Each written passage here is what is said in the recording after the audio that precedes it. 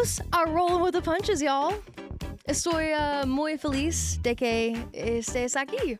I'm so happy you're here. I know what you're thinking. Wow, I didn't know that you took 18 years of Spanish and then just decided to minor in it at Clemson. Well, yeah, now you do. Which honestly would be so much more of a flex if I could even somewhat remotely speak fluently. But your girl cannot.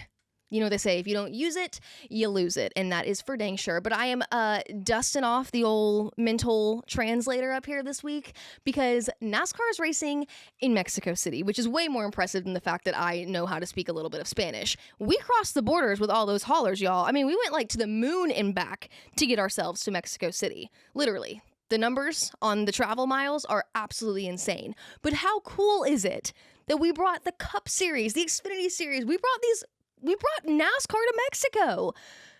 It's really neat to think about. I'm so excited that so many people that have never had the opportunity to experience Cup Series racing, NASCAR in this capacity, will have the opportunity to see what we love so much. I know how much I love going to races, and I'm thrilled to think about the Mexican fan base that will have the opportunity to have those experiences too this weekend.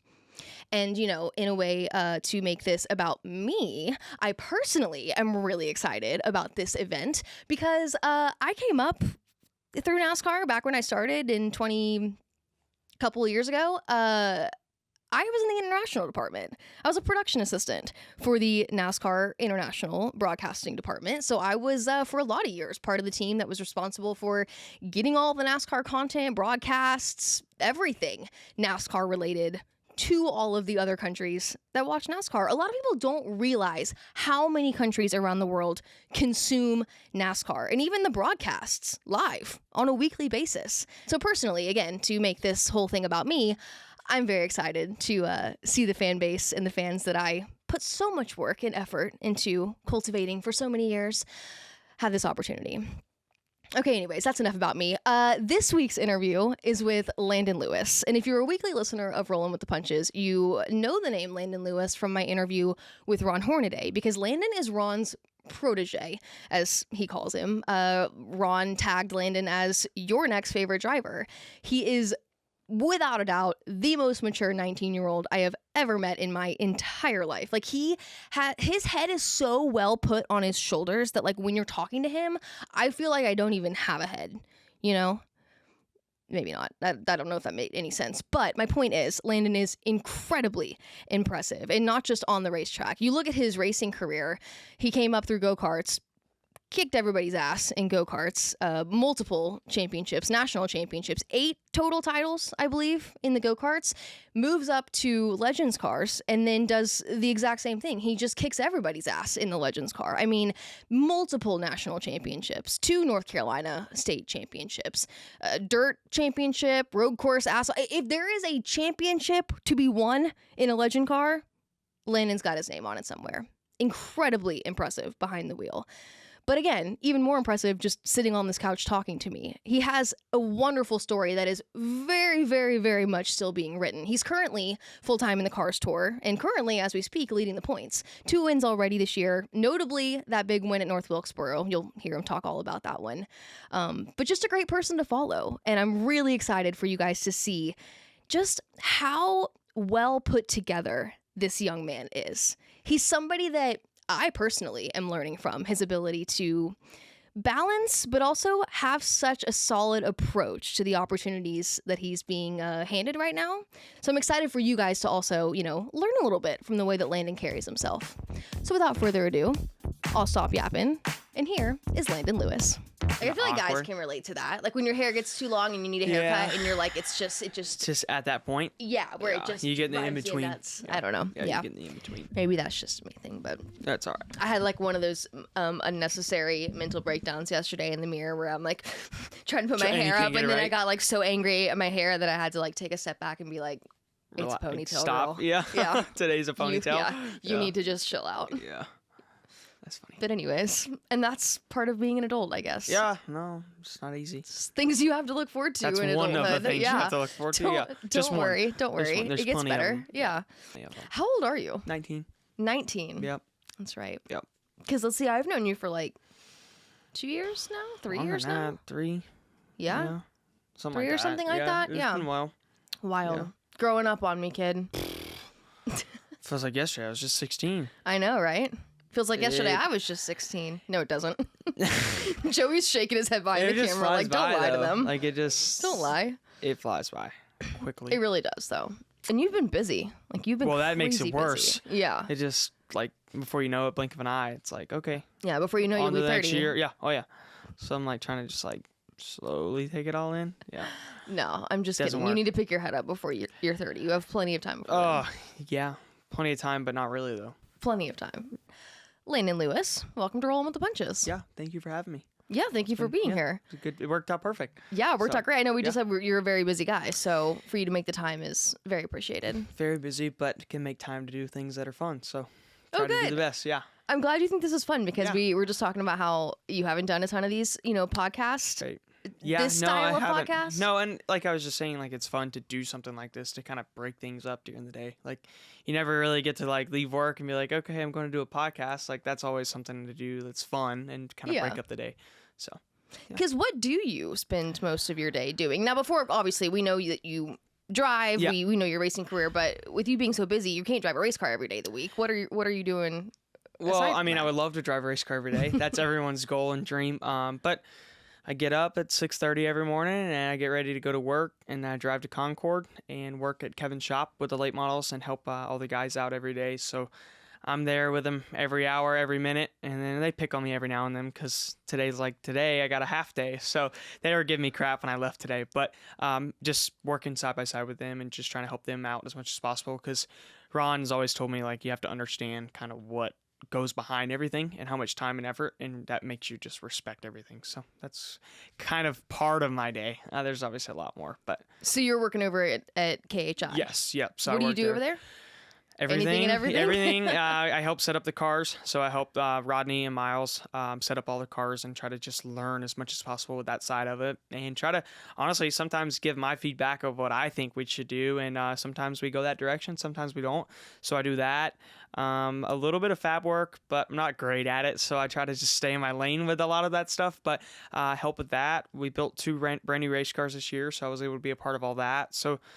I think a jack of all trades, wash trailers, clean bathrooms, whatever I got to do. That's so just awesome. kind of everything. That's the best person to be at the Yeah. best place to Well, be that person. I think a Are lot you of kidding that, me? that's a lot of that, like, is just understanding, like I told you earlier, like how much time and effort it takes to just get the car to the racetrack. And also, like, if racing doesn't work out for me, like I've learned so much over time in the course of the years of helping out other teams. And I could go and work at a cup team if I wanted to, and because I have the experience, like I'm doing now. So it's that, and then just getting to know everyone around the garage, and like Rodney being in the shop, he has so many good connections throughout the cup garage and throughout NASCAR garage in general. So just building those relationships is huge. Yeah, for you to at 19 have that perspective on not just racing in your career but life in general, that understanding of, well, it's 2 parts. One, I'm chasing a goal, but I also know that life takes many twists and turns, so I'm going to be as well prepared to take on whatever it may throw my way in any capacity. But also, 2, in chasing that goal, I'm only going to be as good as everybody around me, and having that knowledge of how everything runs, that's a very mature way of thinking that honestly, a lot of young drivers don't learn it that early. Right. And I think a lot of that, Yeah. and I know what you're going to say, is probably a large testament to the people that you surround yourself with. You mentioned It's funny. I was just Rodney, going to say but that. Yeah. Ron for sure. You just read my mind, but that is true. I mean, it's kind of a sore subject to say, but I'm going to say it. It's not a lot of kids, not a lot of drivers get the opportunity to do what I do. And honestly, some of them don't want to do that because, they're racing. So life's easy. But, like you just mentioned, all the people around me that have, supported me for a long time and just trying to show me the wrongs and rights throughout racing and throughout life in general, honestly. Ron has obviously been a big help in my life and in racing too, but life more importantly. But just understanding, like I keep mentioning, of how much effort it takes to just get to the racetrack. It's not just, all right, guys, let's get to the shop, load the car up, and go to the racetrack. Like, it's just not. Like, I know when I tear the right side door off of it this coming weekend, if I do, it's not just bolted on. Like, it takes a lot of time. So, it just makes you respect when you do get in that situation where it's a do or die. Sometimes you don't need to die to try to win the race. So, I'm in definitely a good spot for sure with my like racing and in life too. Like, I was at lunch with Ron and Lindy a couple weeks ago, and we were just talking about different things and how racing's been for me and my life and different things. And I told them, I said, I'm happy I've done the way I've done it. Like, as far as going through the steps of racing, like the ARCA, the trucks, the go-karts, the legend cars, the late models, like all the different things I've done. I'm just happy I've done it the way I have, because I wouldn't want it the other way where my parents have a bunch of money, put it in there and let me go race. Like, I'm glad I've done it the way I've done it now, just because I understand how much time and how much work it actually takes to get to the racetrack. So very fortunate just to have so many people around me. Well, and before we get too far into your background and how you got here, it's without saying that what got you here, of course, is the talent. I mean, you talk about your go-karting career and you talk about all that, but you were able to progress tremendously through your accolades. I mean, some of your go-karting accolades, you have national championships, correct? Yes, ma'am. Yeah. List them out, brag on yourself a little bit. It's a lot. I mean, it's a lot. That's a good thing to have. It's a great thing to have. Won a bunch of national championships, won a bunch of big races. I mean, it got, not sounding arrogant or cocky, but it got to the point where I wasn't having to spend any money to go race because we were winning so much. So I would just take those winnings and moving on to the next week and just pay my entry fees week. So the go-kart side was definitely a big help to me as far as getting me started and get my feet wet. And people say like it's just go-karting, but it's not. Like, it does. People just don't quite understand of how much time and effort every step of it takes. And Jonathan Cashwood runs on the Smart Tour now with PSR, so that's who I race for, and he still has a big go-karting team. And he kind of, at the start of that, my dad was just trying to find a place for me to race. Like, we were racing on the local level, I was winning, and my dad felt like he was holding me back. So he went to a couple of different people and they kind of turned me away, and he was one that didn't turn me away, and we started winning just right out of the gate. And finally, like 4 or 5 years later, he told my dad, he's like, it's time to move him up. Like, you don't need to wait any longer, because if you wait longer, his opportunity is going to be missing. So it all just starts really with him to let my dad know and not holding me back from, moving up into the higher levels. So the go-kart side was good, but just so fortunate with like Kevin and Rodney and like there's just so many people that have been a part of my just life in general. So I want to say too, and we can touch on this in a little later, but I don't think it is bad at all for you to brag on yourself or for you to say that it doesn't sound humble, because and the reality is, and you'll say this too, because you're not at the place now with racing that you are able to just race every weekend and the money's flowing. Yeah. Like, that is a very important topic to cover in racing, that you can go out there and win national championships in go-karts and get yourself to a place where you are funded completely to move up to the next level, and you still gotta start all over. You're still never set up. So like, they're like, you're bragging on me, but like, I'm not that, like, I've never wanted to be that type of person where I brag on myself. So like, that probably hurts me at some points, because I'm not very vocal with a lot of things, because I'm not that type of person. I'm very just low key, don't really brag about myself, and just go do my job. And that's whatever. That's, if it's going on the lake and riding a jet ski, I need to make sure I get back safe and don't break my neck or something crazy. So it's just always trying to take everything seriously, because you don't never know like who's watching, who's around, who's driving down the road next to you. Like, there's so, in this world, in Charlotte especially, like, everyone knows each other. So just trying to stay humble and just realizing that it could all end tomorrow. So that's the biggest thing. I could actually relate to you, excuse me, a lot in that, because that, it's kind of the talking about myself is really kind of uncomfortable. Yeah. Awkward. And it's people that can easily sit there and go, well, you talk for like a living. I mean, you talk about everybody else. Like, but I don't talk about me. Like, this isn't about me. No. I don't want to sit down and talk about me, much less brag about me or my accomplishments. Especially for somebody like you, we have the same viewpoint of I still have so many goals I want to reach that it feels funny to sit here right now and talk about those things. So I 100% can relate to you on that. It's also a weird catch-22 though, of like trying to find that balance, at least something I'm trying to work on, of opening up enough to where at least I'm building the relationships with people that they feel like they know me. And it's tough. It's tough. I mean, just like honestly, like this year, like for instance, like sponsors, like I had to go and find, a certain amount of money to be able to race this year. Mm-hmm. And I had to step outside of my comfort zone and make those phone calls. And that was not something easy for me to do. Like, yes, like I've gotten sponsors in the past, but a lot of it's been friends and family and different things as far as like just being close to someone. But like this year, like I had to make calls to people that I knew, but I didn't know at the same time. And like, that was just something that was very uncomfortable for me to do because like I've never wanted to ask anyone for anything. Well, like cold I'm not calling like in general like I is just don't like asking awkward. anyone for anything to help Yeah. me. Like I want to go get it, like do it myself. Yeah. And so like that You're was having something. to cold call someone on behalf of yourself. Yeah, and on I top think of that's that. a lot I of like mean, that's a oh. negative on me. Like I need to be more comfortable at doing that stuff. But like this year was a big thing for like I had to go find the money or I wasn't gonna race. So like having to make those phone calls, having to do all that, like it was uncomfortable, but was able to like do it. And then afterwards, I'm like, man, like I did all that. Like I'm proud of myself now for being able to like step up to the game and go find that money that I need to find to be able to race. So there's just so many different aspects of racing and life too, like of just the steps you have to take to get to that next point. Was there anyone, aside from obviously your go-to mentors and people like Ron and even now the people over at KHI, but was there anyone, maybe a driver or somebody that's been in that scenario that you were able to lean on? I mean, how do you learn the sponsorship side of this world when that's also kind of more of the taboo side of this? Yeah, this deal? I mean, at the end of the day, like it's a lot of it's money. Like you got to come up with the money to be able to move on until you, like you said earlier, find that person that backs you 100% and wants to see you do well and wants to see you win races. So honestly, like I just leaned on a lot with Kevin and Ron and also Candace too. Like she was a huge help of like, this is what you need to do. Like this is how you attack it. And like, just, I went to those three a lot about different things and just asking them about like life situations. Like Kevin is so smart with just how to deal with money and how to, attack racing and just so many different aspects. So Kevin was definitely a huge help on a lot of that. And he's just been a huge help in my life in general, but Candace and the whole Hornaday family as well for helping me through everything. Like, I live with Candace still. So like her, like every day, like we're going over different things and like just being involved with racing like 24/7 is something that's important because you got to stay active and your mind sharp to be able to be good at it.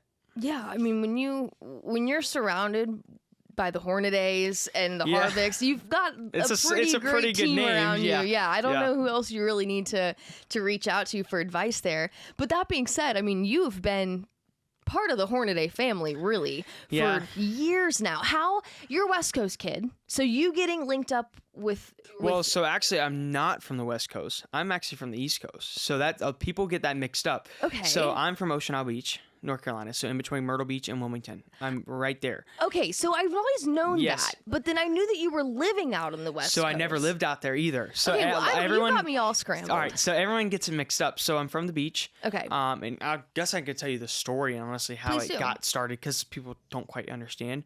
But I was racing go-karts, doing the whole thing, and we actually went to a local dirt track by the house. And Ron's house car was down there racing dirt modifieds. And so me and my dad always would go to local dirt track. Like I love dirt track racing, so that's something that's always kind of been in the back of my mind and in my heart too. So I went to watch a couple races while his cars were winning. And I'm like, my dad's like, man, those cars are good. I'm like, yeah, whatever. So we actually were coming up to Charlotte for a banquet at the Speedway. And he took a detour. And I was like, where are we going? He's like, oh, nowhere. Like, just ride along. We're going to like look around. I'm like, okay. Like went by like Petty Shop, went by a couple different places. And at that point, like I had no clue. Like I was from the beach. Like I've never seen any of this stuff. So it was pretty cool to me. And then we pull in this just little house with a garage behind it and walked in there and it was Ron. And I'm like, well, this is freaking cool. Like Dad, how'd you get this to work out? And so more of the story, we ended up buying a modified from him and went to Carolina Speedway, ended up race. That was my first race. And Ron showed up. And from that moment on, he has been at every single race. I think he's missed like 5, maybe total. And so he saw something in me and immediately just, Ron, like you did an interview with him and he's so inviting with anyone, like everyone's family to him. So he invited us to stay at his house. We worked on the race car down the shop and, I stayed sat on the couch before. Like there were so many cool different things I got to do with Ron. And then really that's kind of how I got started and started racing for Joe Ryan race cars, which he he is married to Ron's granddaughter. So that's kind of how all that got started. Gotcha. So it's honestly all one big circle. And then started racing legend cars. And then that's when Keelan came over to Joe's team, and Kevin and Ron actually talked about that. And Kevin asked Ron, like, where does Keelan need to go next? And so he shifted him over to the legend car side, and I started helping Keelan out. Started helping him out. All the stuff's going on. And then sure enough, I'm now racing for Kevin's late model team. So wow, it's all one big circle, and it's very weird, and I have to pinch myself sometimes because, Kevin lived in Ron's house for a couple months, and Kevin's, Ron had him out here and tried to help him get started with everything, and he helped Jimmy. He's helped me now. So, like, it's one big circle, and it's really weird, but I'm happy with it. I like it. It's a good thing to have. You kind of answered my next question by saying that pinch me moment, because for you to so casually say I slept on his couch a little bit here and there, that for a lot of race fans, the people that have slept on Ron Hornaday's couch, it is like a list of Hall of Famers. He is so inviting, and he's so knowledgeable that he understands talent and passion, and he believes in people. So for him to bring people in, he invests so much in them, and we see their success flourish, and we've seen it before. So for you to be one of those people in that pipeline, it's that pinch really me moment. Cool. It's really cool. When is. did you realize how special the relationship that you had with Ron was in the grand scheme of racing, really? Honestly, like, I knew who Ron was, as a kid growing up. Like, at that point he was getting out of racing when I started really getting involved in it and started like watching it and all that stuff. So, once I got to know him and like go into his trophy room and understanding like how many races he actually won and who he drove for and how he got over into North Carolina because of Dale making the phone call, and they didn't believe it was Dale calling, and so that like understanding that and then hearing all the stories and all the stuff like they've done in his life, like it's just crazy, like of all the things he's been through to get to be a NASCAR Hall of Famer.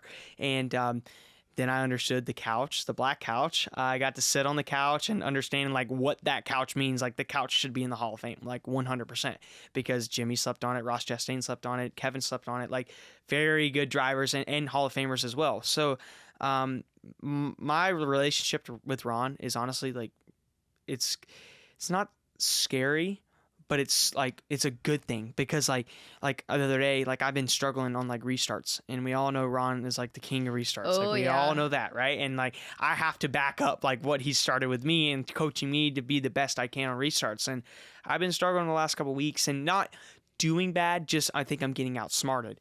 So I like called Ron. I'm like, I'm on the way to your house. He's like, all right, come on over. So I walked in there and we started just going over races and watching them. And he's like, you need to do this, you need to do that. Like, this is what you need to do in this situation. And I'm like, this is freaking awesome. Like being able to just call him up and say, I need to come to your house and I need to learn, like that is something that's just so cool to me. And like, I get emotional talking about it because like I had a banquet and it's just like, I was talking about different things and how so many people have helped me.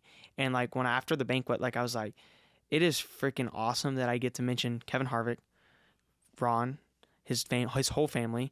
I get to mention Rodney Childress now. Like there's so many big names that have just been a part of my career. And I'm racing late models. Like everyone's like, oh, late models is really, it's not the top level. But like to me, like it doesn't matter if it's a top level or not. Like you're still getting raced. Like you're still getting to do something that you love. So being able to do that is just so special, and have those people around me to enjoy it with me is really cool.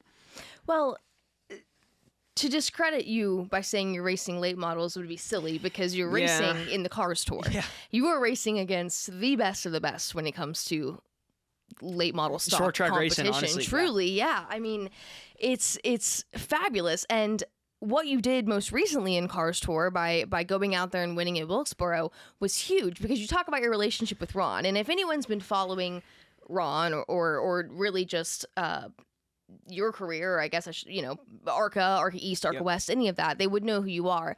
But you made quite a statement at Wilkesboro coming out, and for them to say, this kid is Ron Hornaday's protege. Yeah. They say it all the time on the broadcast.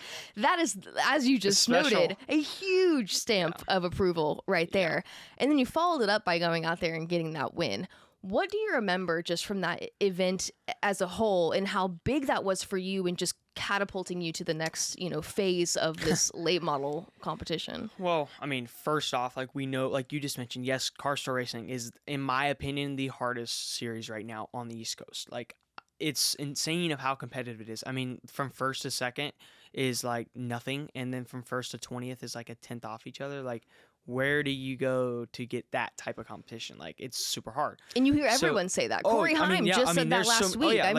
Talent of all different levels. And there's so many guys that have been doing it for so long as well. So the veterans in it. So car store racing is very hard. And the week before, we won in the car store race at A Speedway. So that was cool to kind of break through the year and get a win early in the season, which last year I was only able to get one win. And that was special. Like to win in general is special. But I was able to win the week before. And then we rolled into Wilkesboro, had a brand new car, worked really hard to get it, and got there. And honestly, I didn't feel very well on Thursday. Something was going on with me. I still don't know what it is. I've been going to the doctor, but it was something odd going on, and I was fine afterwards. But Thursday just didn't feel the same. Like, they were going to have a backup driver get in the car. Like, there was a bunch of different things going on. Wow, so you were really not feeling well. I just wasn't feeling the best. And so they were getting different strategies of what they need to do if I wasn't able to get in the car. And I looked at Kevin and I said, listen, I'm getting in the car. I don't care what anyone says. I'm going to get in this car. Like, no one's taking me out of this car. And he's like, he looks at me and he goes, this is your decision. Like, up to you 100%. This is your decision. Like, up to you. I know my decision on what I want to do. And let me just say as well, not to interrupt you, but for anyone that may not be clued into what this event was, not only anytime a driver does not want to get out of the car. That's what you hear all the time. No driver wants to have to give up their seat ever. No.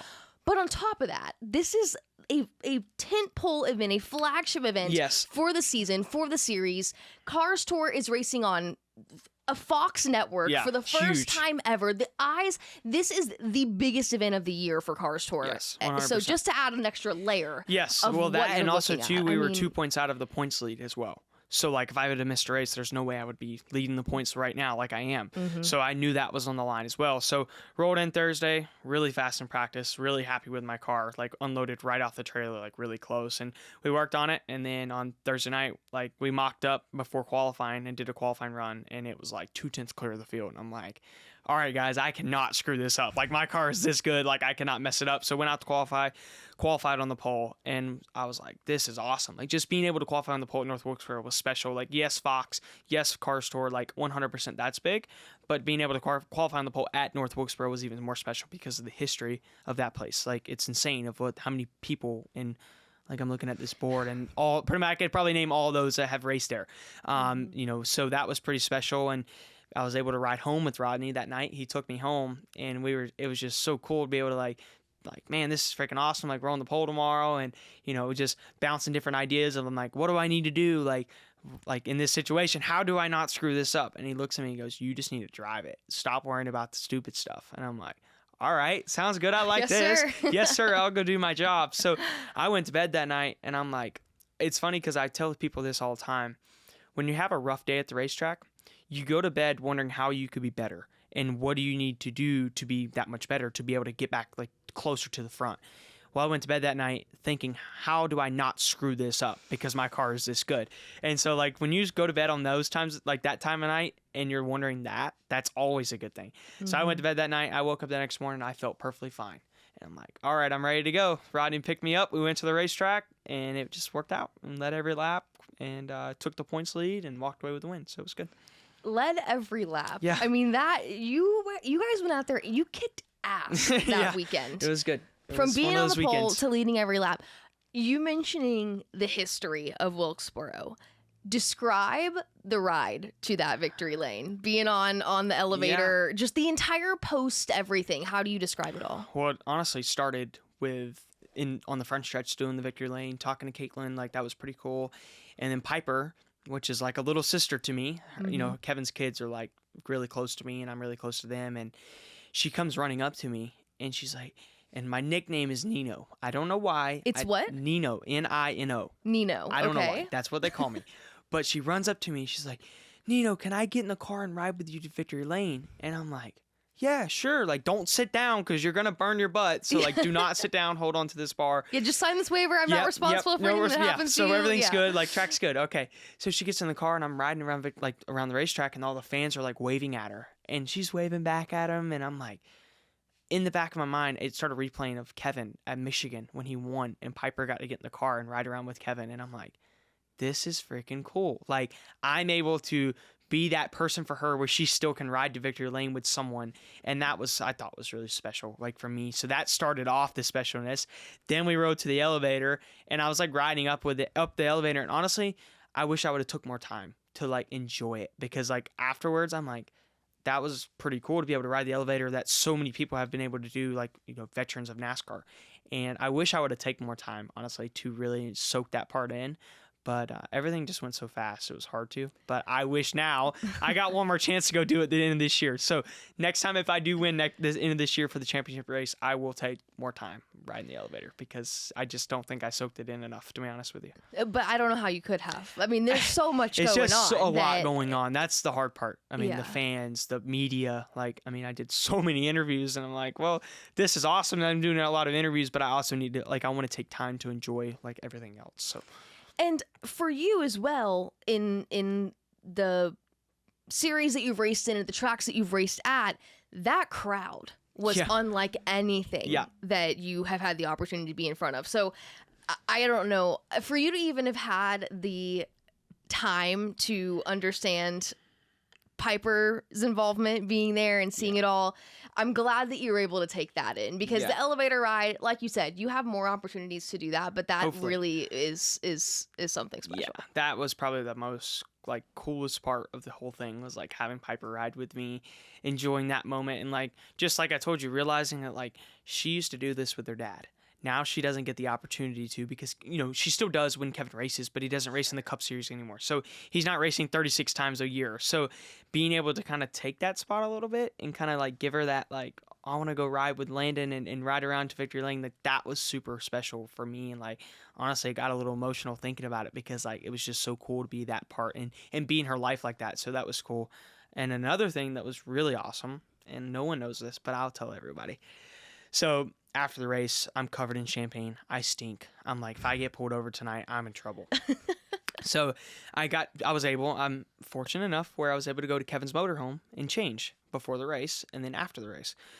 So I text Elena and I'm like, can I come up to the motorhome and change? She's like, yeah, that's fine. Let us know when you're here. So I walked in. Well, first, before I got there, Kevin, Dale, Justin Marks, and Marcus Smith were sitting on the golf cart, and they're all talking about the race. And Dale was like, good job, man. That was awesome. You kicked our butts tonight. And I'm like, thanks, Dale. Like, that's pretty cool. And then Justin Marks was like, man, good job. Like, you're pretty impressive. I'm like, that's cool. And then Marcus and Kevin. So I'm like, all right, Kevin, I'll be right back. I gotta go change. So I walked in the motorhome, and she's like, you stink. I'm like, yeah, I don't smell very well. She's like, would you like to take a shower? I'm like, honestly, Delana, I would love to take a shower. Thank you for offering it. Like, I don't want to embark in your space, but I would love to take a shower if you're going to offer it. So I got to take a shower in Kevin's shower in his motorhome. So I walked out of the motorhome, and Kevin's still sitting there talking to Dale and Justin and Marcus. And I walked up to Kevin, and I said, hey, thank you for letting me use your shower. He looks at me. He's like, what do you mean? I'm like, Delana let me use your shower. He's like, oh, okay. Well, I mean, you won, so I'll like give you like a little bit of like a break, but like that. I mean, like, don't let it happen again, don't let dude. it happen again, right? But like, it was so cool because like I got to take a shower in my boss's shower so in funny. his motorhome, Just like he would have after a win. Oh yeah. He'd have come on back, said, Delana, thanks. I'm gonna hop in the shower. Here's my towel. Get in the shower. Appreciate it. So that you should have put on his robe and everything afterwards. So that was pretty cool. Like no one knows about that, but I thought that was pretty sick that's because awesome. like being able to do that, like and have that opportunity to be able to go and, you know, change in his motorhome and not have to change out in the porta potty. Like that's not fun. So that was pretty neat.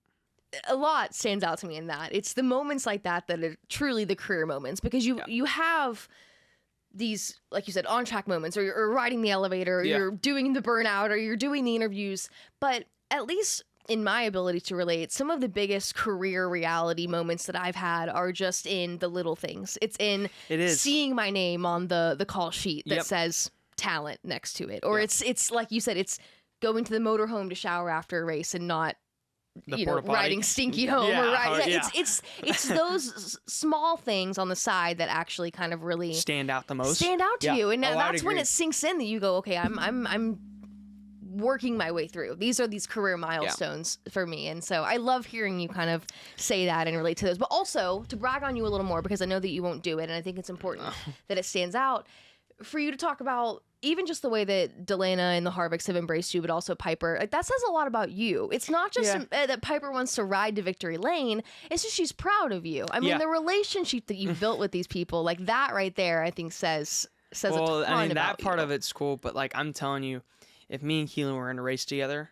I feel like Piper would cheer for me more than her brother. Like, I'm telling you, like, she's like the biggest like little fan I have in my whole like life. Like, I'm telling you, she's like more pumped that I win than I am, and I'm like, that's pretty neat. That's but awesome. then like Keelan is like a brother that like I never was able to have. So like having that is super special. And then like we went to Hickory this weekend, and I'm driver coaching and helping him out and trying to help build his career. Obviously, he has a bright future, and we all know that.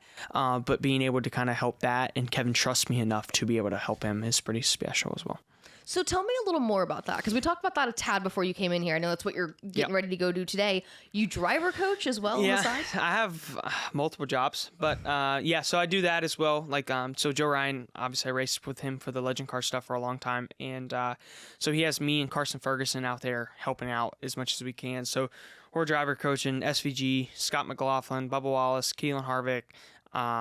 There's a bunch of other kids that he has on the team. So those are some of the bigger names that we have as part of the team racing the Summer Shootout. So Summer Shootout's still a big deal, and they're very hard to win. And I was fortunate enough to win a championship and win a couple races there, so that was cool. But Joe's having me do that. So just it slows your thought process down a little bit, honestly, of like, and I feel like it helps me out as a driver because I'm slowing down to their pace. And like the kids that are just starting out, like you're slowing your brain down to think at their speed and their aspect of how they think about things. So I think that's helped me a ton, is moving to like the race car side of it and actually being like in the car. I'm thinking slower and actually understanding things a lot more because I'm having to slow down to their pace. That makes so much sense. I think it helps me a ton. And just being around it in general. I think just being around racing all the time. People say, oh, I get burned out on racing. But like, if you really want to do this and this is something you really want to attack and make a career out of it, there's really no time for a break. So I think that's a big thing too, is just always being around it and never stop thinking about it. So then, as far as that goes, what is your involvement with it? What does being a driver coach look like? Consist of, I guess. Like I mean, what does your day-to-day look like here on the job? Day-to-day, so it's about every Monday and Tuesday I go there. And so pretty much what I do is I'll show up, watch all their videos with them, their GoPro footage, and kind of point out some things that I see that they maybe could be a little bit better at. They have data on those cars now, so I look over all the data when I can and, look at their throttle, brake, steering, all the different little things that other drivers are doing different. So I do a lot of that and then try to prepare them as much as possible for the race. So like last night, it was dry. Everything's good. Well, all of a sudden it started raining. And I'm like, all right, this is what you need to do. It's going to start raining. You need to run the top side. You need to do this. You need to do that. And so just trying to prepare them as much as possible to be more prepared than the competition. So just a lot of different little things, but I'm trying to help them out because like I wish I had that growing up when I was their age, is having someone with experience to help me, when I do get in those situations where I don't know what to do, be able to understand it for someone helping me. So just try to help other kids out that I wish I would have had as a kid.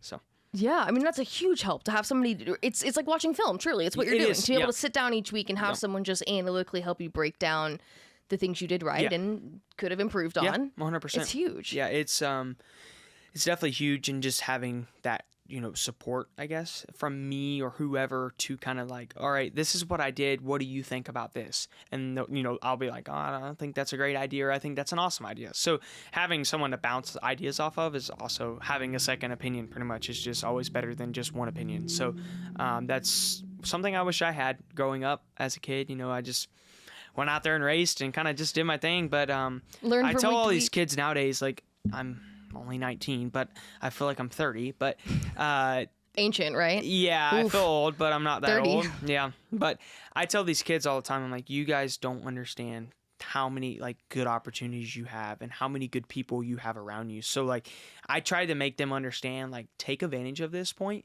in your life, because like I wish I had this growing up. I was fortunate at 12 years old to be able to have Ron and have Kevin and do all that, but like earlier in my career I wasn't able to have that. So I know I try to take advantage as much as possible with asking Kevin questions, asking Ron questions, asking Rodney questions. So just I try to take advantage of it, and I want them to take advantage of it too, because if I can't make it in racing, I would want them to, and just trying to help them out as much as possible.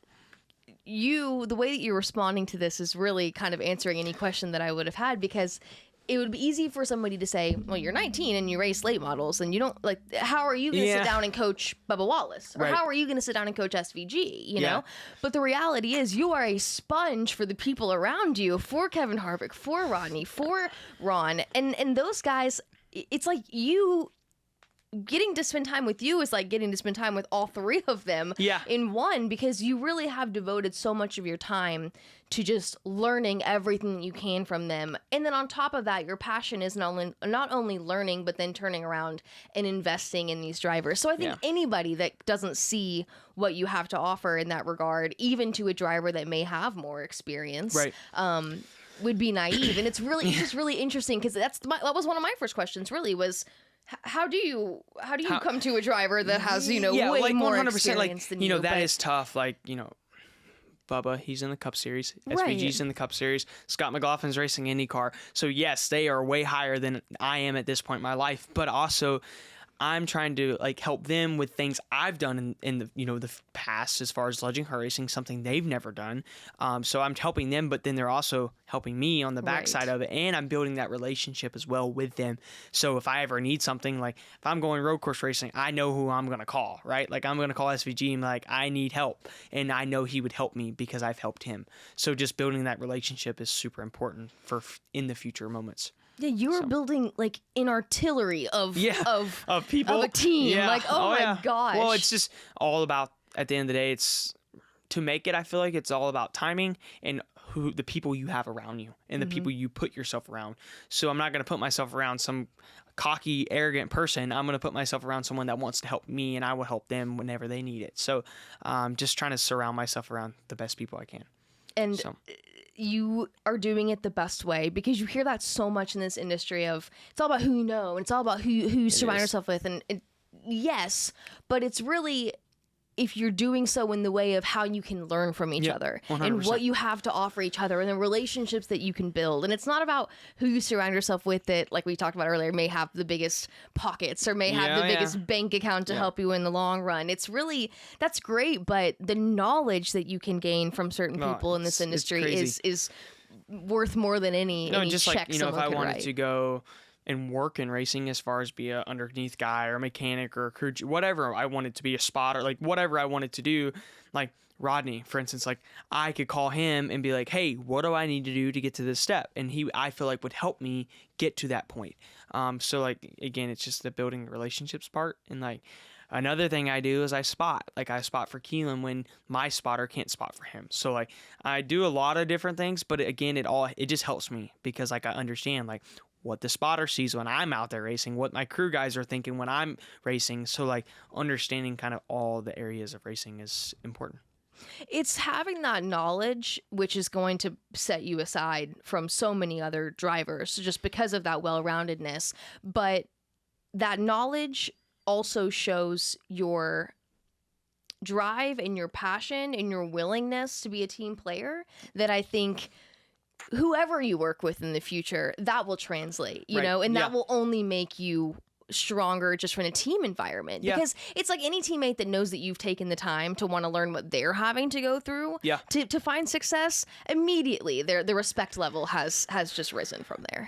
I mean, just all of it, honestly, at the end of the day, is respecting others and understanding like they're really good at this and they're not very good at this. So like, understanding what they're good at and respecting that. Like, Kevin is a future Hall of Famer. He should be. And like, understanding really what he's done in his career is impressive. So like, I respect everything he does, because it's like, he's been there, he's done that, he's been down that road. So whatever I can do to ask him questions to prepare myself for that road that I go down is only going to help me in the future.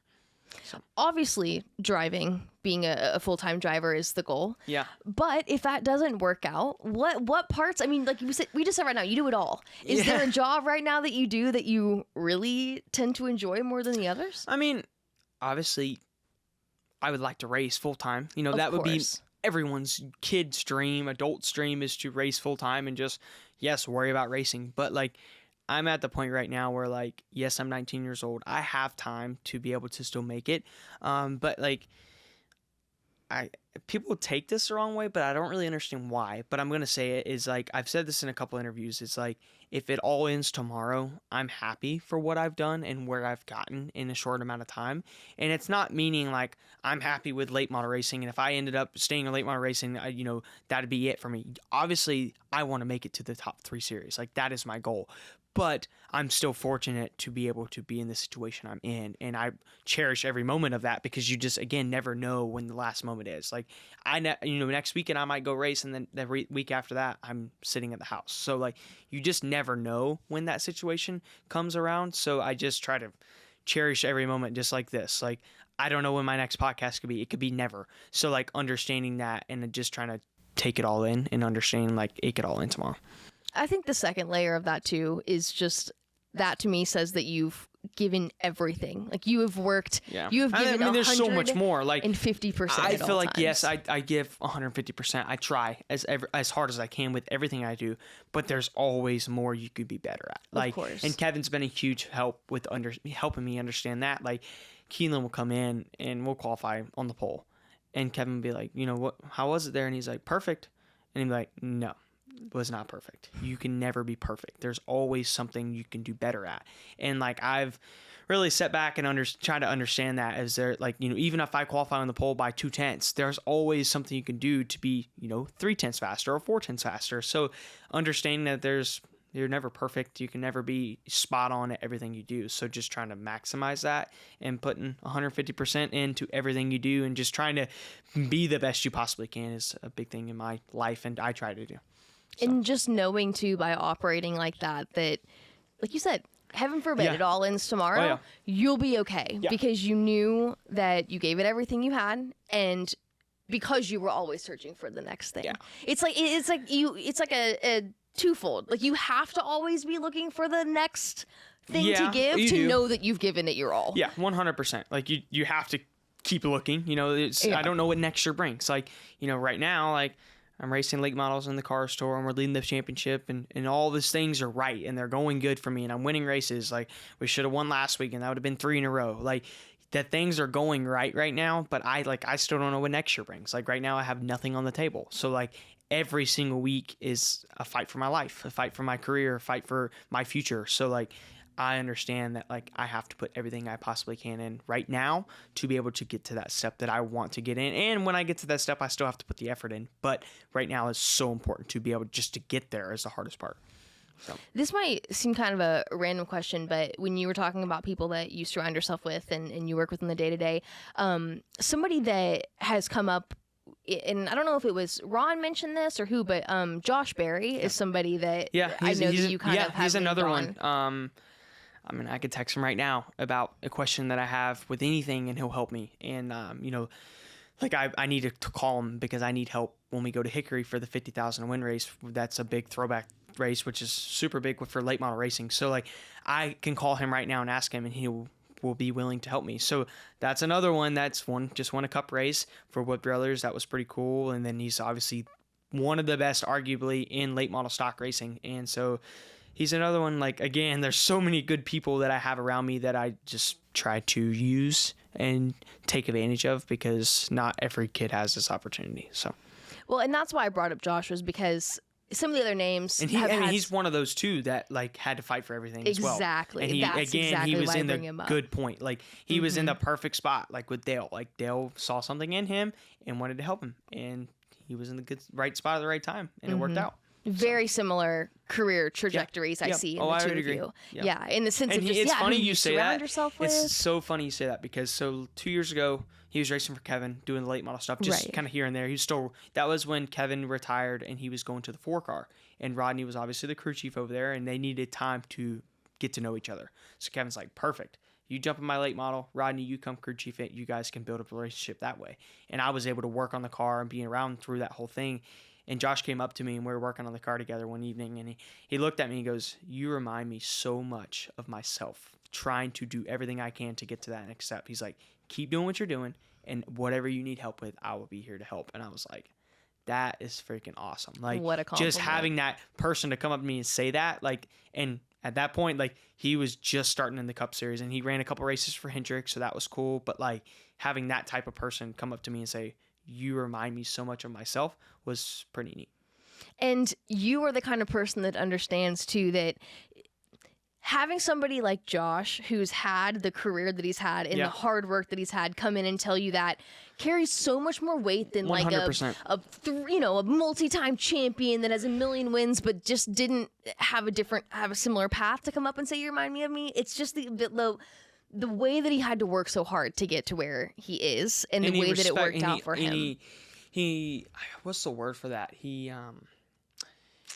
respects that, I guess, or what's the word I'm looking for? It more so he. What is the word? I've just had a brain fart. I know exactly what you're trying to say. Yeah, like he respects all that, because I guess really what I'm trying to say is he understands how hard it was to get to that point. Yes. So now now that he's made it to that point, he can relate. He can relate to other kids that are trying to do the same thing he's doing. Yes, so, and even more so wants to invest in you. Yeah. Because so he sees that. That's super cool. Yeah, like, for that's me. Awesome. Yeah. Well, a great person to know. Again, an artillery of just. Yeah, there's a lot of them, but it's just, again, how hard you want to do and how hard you want to go towards that. Like another kid that's kind of living with us right now is that Isaac Kitzmiller, which is leading the ARCA East Points. And so like, I'm on him about every other day, and I'm like, dude, like, you got to put more work in. Like, you got to, like, I'm telling you, like, you think it's hard right now, it only gets harder. And like, just trying to help him understand, like, again, like I told you, understanding the people that you have around you, take advantage of that and use that to your advantage, because they want to help you. So why don't you want to, embrace that and try to learn as much as possible? So It is such a blessing that a lot of these, again, kids is funny because you're 19, but a lot of these, younger. I'm 19, but I'm living in a 25-year-old like lifestyle, honestly, and working like 5 jobs. Yeah. I mean, you really are. Yeah. So, I've had to but grow what a up blessing fast. that they have someone like you to kind of keep them in check and say, hey, you have to really understand the opportunity that you I just try to be that older, like, brother kind of type person for them, because like, he's kind of in the same situation I was in, where he's not at home. Like, he's from West Virginia and he's down here away from his parents. And like, I moved up here when I was 14. Without my parents. Like, my parents do not live up here. And so that was a big thing for me. It was like a little bit of homesick, a little bit of this, a little bit of that. But then like, I realized like why I'm up here and like what the outcome could be if everything lines up and the stars align perfectly. So I try to help him understand that and just try to push them as hard as I can, because if they make it, I'm going to be proud of them. If I don't make it, I'm still proud of what I've done, but I want to help them make it to the next level, if I don't get to that point.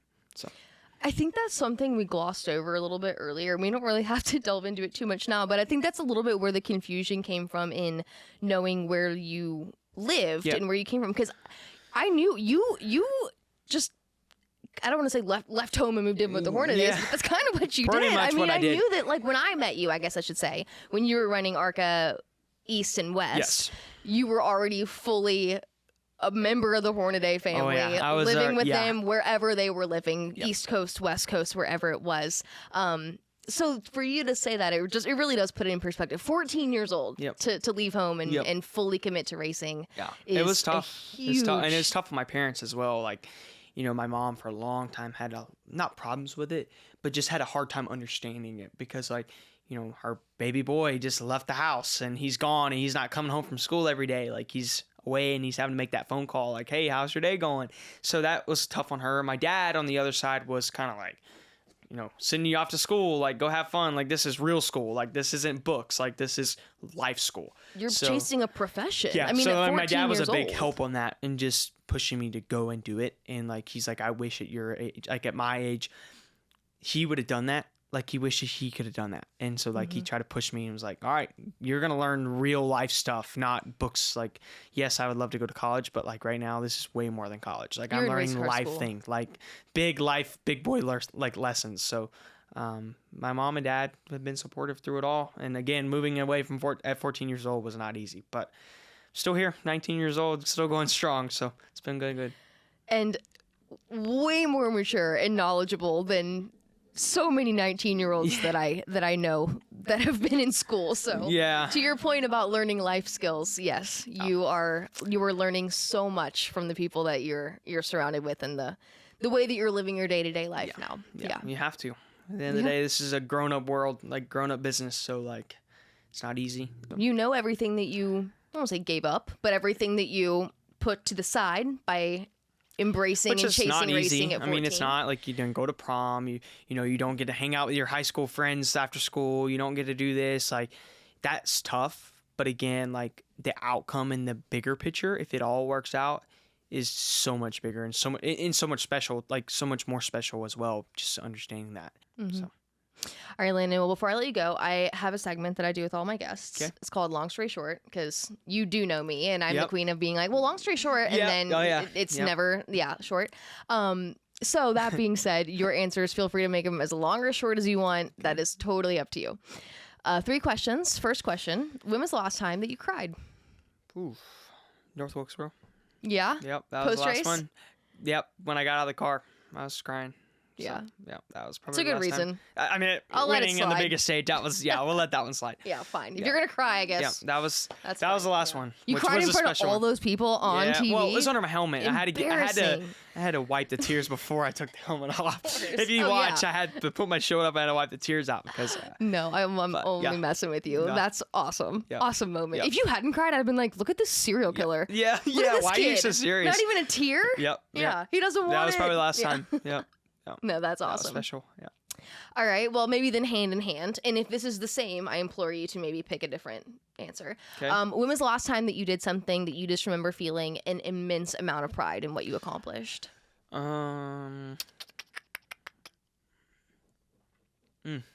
That's a tough one. This is gonna be a long answer. Yeah. Oh, good. Not a short one. Good.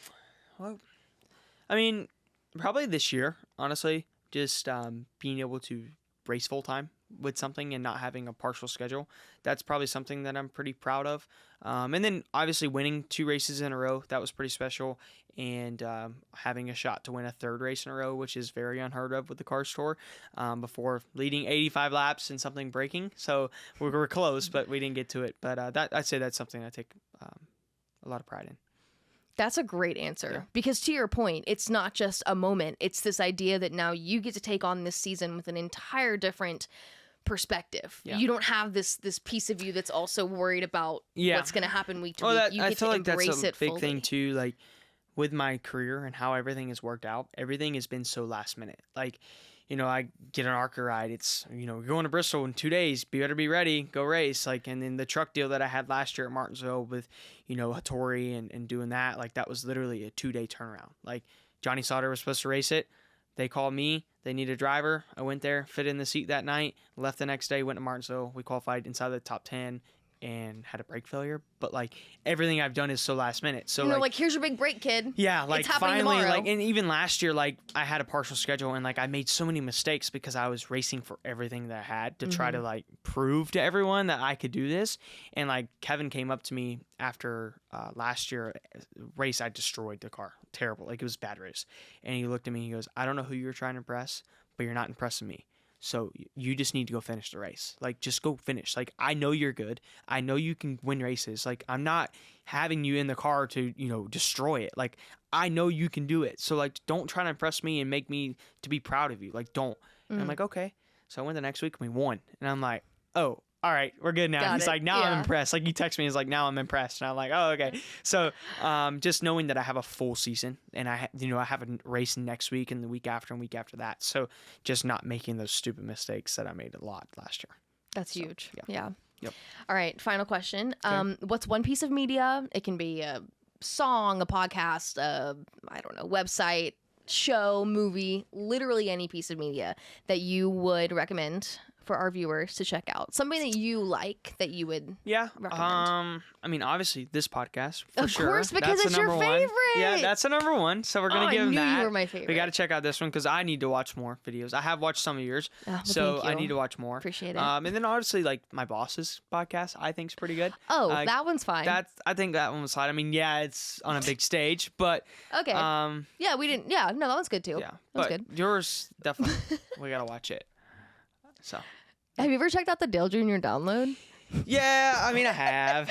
I like Dale's too. Dale's is good. No, Dale's I'm is just good. kidding. I'm just kidding. I do like Dale's. I do. No, Dale's is great. Yeah, Kevin's is great too. Harvick Yeah. Happy Hour. I will say, Yeah. we have this ongoing bit that every time someone brings up the Dale Jr. download, I'm like, oh, it's the right answer, you know? Yeah. But to the flip side of that, I'm loving the fact that Kevin has a podcast. Yeah, I mean, because it's if you'd cool. have said Kevin Harvick and podcast, I'd have said, oh, I don't think that really no, goes it's together. definitely a mixture for sure. But it's cool. Yeah, I love getting like to it. hear from him So, in that capacity. Dale's obviously is really good. Like I like watching his because it's more Dale like Jr. podcast makes sense to me. Like that, yeah, I would 100%. And like Dale's Yeah. podcast too is more like not old school, but like they talk about like the past and like Yes. you know the history of the sport. So that's pretty cool to kind of like learn. And then like obviously the Earnhardt movie just coming out, like Sure. being able to watch that and actually like I knew the stories through Ron and through you know him helping out Dale and Kelly and all that. So that was pretty cool. But actually being able to watch it and actually understand exactly what happened was even more special. So like Dale's is more like past stuff, and I like that because I like the history of the sport. And then Kevin's is like you know present because he has all the winners and the past winners and stuff like that on there. So you kind of get a big bit of mixed emotions, I guess. For sure. And you getting to hear from Kevin Harvick on all the current events is Yeah, fun because yeah. we never got to hear from him on And he's this. pretty stern with his Yes. answers. Oh which- yeah. Same way to me. He's pretty stern with me. So, It's just how he It's is. Kevin. Yeah, that It's is Kevin for Kevin. but I like it. It keeps me honest. So So rolling with the punches and then Harvick Happy Hour and sorry, Junior Kevin. down there. Yeah. Sorry, Cool. but yeah, Perfect. We'll knock it. We'll say that. Okay, yeah. Yeah. They're more like they're like tied, I guess, Yeah, in Europe. But that's fine. That's fine. Yeah, it's okay. That's fine. Let me have it. Let You me can have it. You Thank can you. have it. Yeah, you Thank can you. have it. Yep. Okay. Yep. Well, FS1, like the Fox deal, that's like up here, okay? Yeah. So for what you got going on, it's pretty special. But you know So, what? More people have YouTube than they have Fox. It's true. That is true. So I think hers is number one. That's true. Final and answer. that is on math. Final answer. For the record, I did not pay him or threaten him to say that. He just naturally said that Rollin' with the Punches is his favorite podcast. And why wouldn't it be? But no, honestly, I love that kid. Landen's amazing. My favorite part of that whole interview was him telling the story about showering in Kevin's shower. How do you not love that kid and want to support him after hearing him tell a story like that? He's so mature, but he's just also so appreciative and so bright-eyed and bushy-tailed, you know, in this whole world of racing. And I'm so excited to see where it takes him. So Landen, thank you again for being here. And y'all be sure to keep up with Landen on social media and follow the rest of his Cars Tour season because it's looking pretty good for him over there. But also keep up with us because you know the drill. We've got Instagram, YouTube, TikTok, all the things. And you do all the things like subscribe, comment, all those things that you do when you have a favorite podcast. You know the things, all of them, do them, okay? I think that's it. Thank you for listening. I really love you guys. I really do appreciate you listening. Mom, I love you, and I appreciate you listening, as always. And to send you guys into this international weekend of fun, festivities. Yeah, international weekend of fun, festivities, and fiestas, if you will. Just don't be dumbass, okay? All right. I love y'all. Bye.